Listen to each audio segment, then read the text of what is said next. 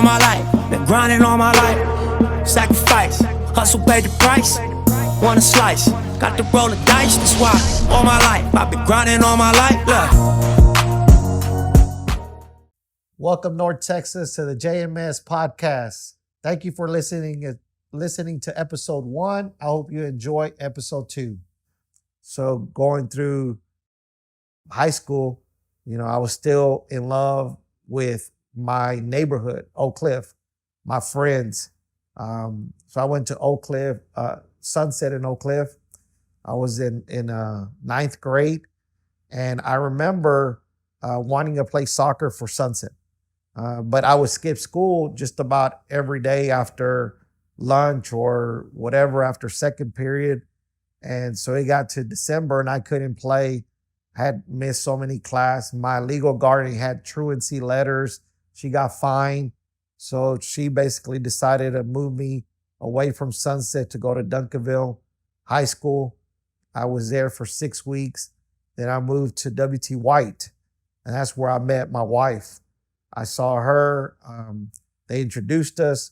My wife was raised in church. My wife was somebody that wasn't into partying, she has always been a Christian. And when I saw her, I liked her, and my friends there would say, she'll never talk to you. Because I was always in the principal's office. Again, it was the kid from Oak Cliff, and I guess me acting like I was all bad, I'll get in trouble. She didn't talk to me. I met her, and that was it. 2 years later, we met again at the soccer fields at Keys Park playing pickup games. She was playing in a group. I was playing in a group. Back then, we had trash cans that we will use as goals. And after that, I met her.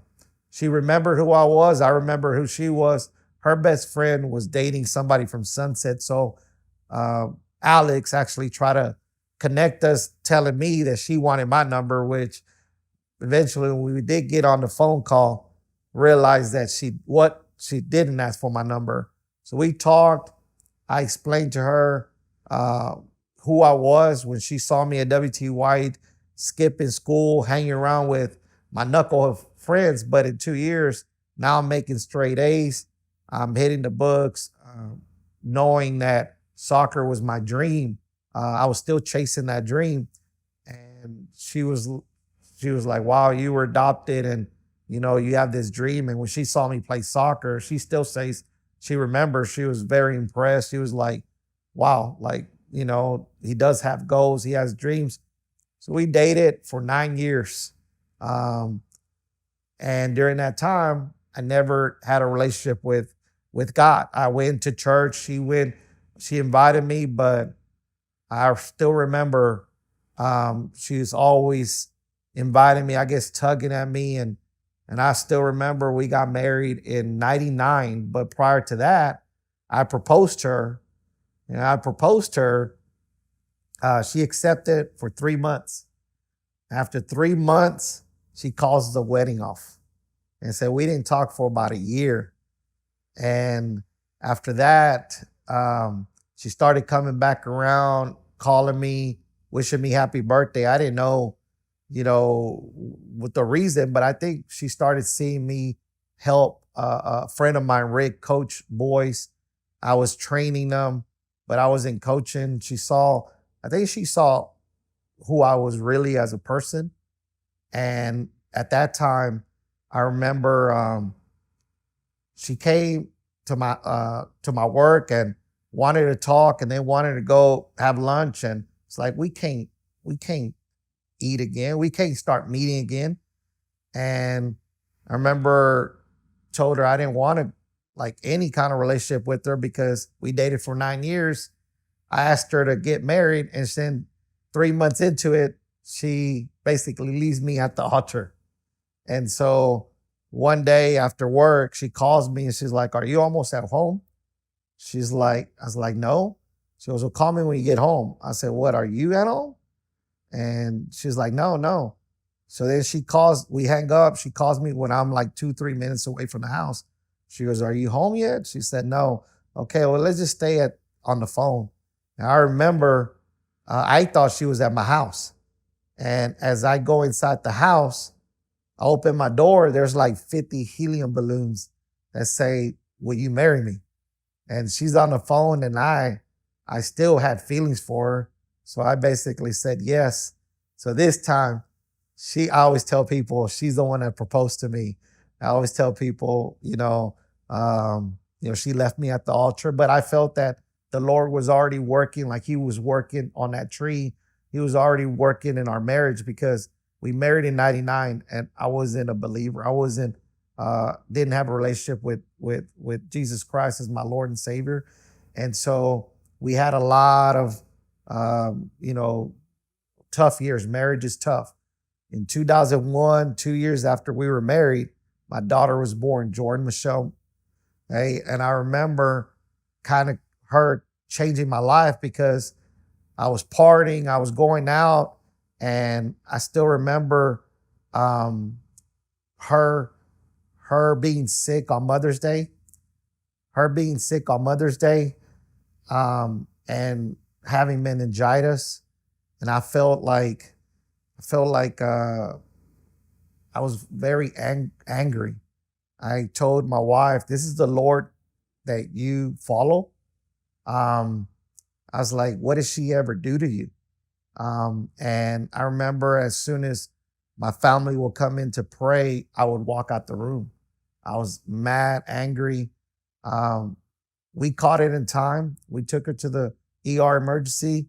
My daughter's super, super smart. There was no long-term damage because meningitis affects your brain. And so at that time, I remember my wife said, you just got to have faith. You just got to have faith. That was in 2001. Jordan was 3 months. Fast forward in 2005, after still going through years of having a lot of problems, marriage problems, my wife was pregnant with twins. And I remember she wanted to go to a couples retreat. I was like, "Nah, I don't want to." And she was like, "Let's go get counseling." It's like, I don't want to get counseling from anybody from the church, from any pastor or anybody, because I already know what they're going to say. She was like, "What are they going to say?" So they're going to say that because I don't have a relationship with Jesus Christ, that's why we're having these problems. So I don't need to hear it. And so I finally agreed to go to this marriage couples retreat. And I remember my mother-in-law, father-in-law, sister-in-law, brother-in-law driving me. And they drove me. We rode together and we had fellowship in a hall, and like a banquet hall. And I remember the person saying, "Okay, we fellowship. It's time to go. Time to go to our bunks." And my wife gets up and everybody starts waving at me like bye. I was like, "I thought this was a couples." She was like, "Yes, I come next week. The husbands come first week. The wives come second week." I was upset. In my mind, I was cussing. I was like, "Oh, you're going to get it when you get home. You're going to get an earful. You're going to do it." Like, I was totally upset. If I had keys, I would have left. They took my cell phone. So I remember, not to share about the camp, but it's 3 días. And not to share details to not ruin it for anybody. But I remember at that point there, the first topic that they talked about was grace. I didn't know what grace was. I didn't know what that was. And I remember hearing a testimony from a gentleman that had the perfect family, white picket fence, business. He was thriving. And he gave his testimony and said, "By God's grace, I'm standing in front of you." And he shared his testimony, how he lost his business.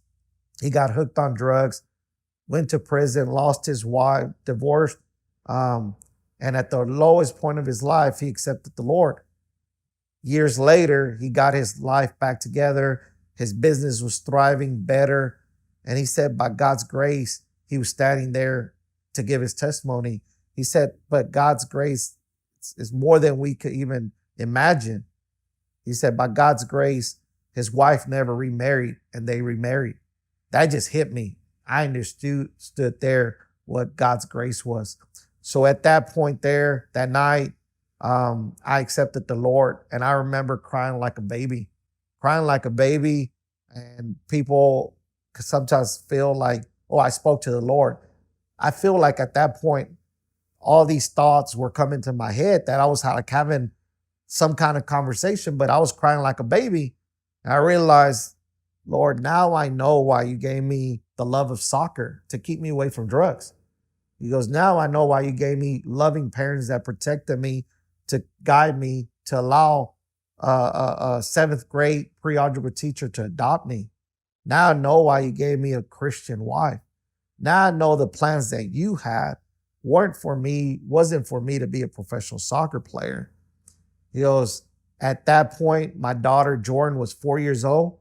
That night, I realized that soccer is going to be my ministry, because the Lord gave me my talents, my gifts, and I'm going to use those talents, gifts to honor him. I still remember my prayer, Lord, use me. Use my talents and gifts to honor you. That was July of 2005. After July of 2005, the next month, August, is when I started coaching Jordan and 7 girls, my niece, in my backyard. And for that reason, now, this is why I always give God all the honor and glory.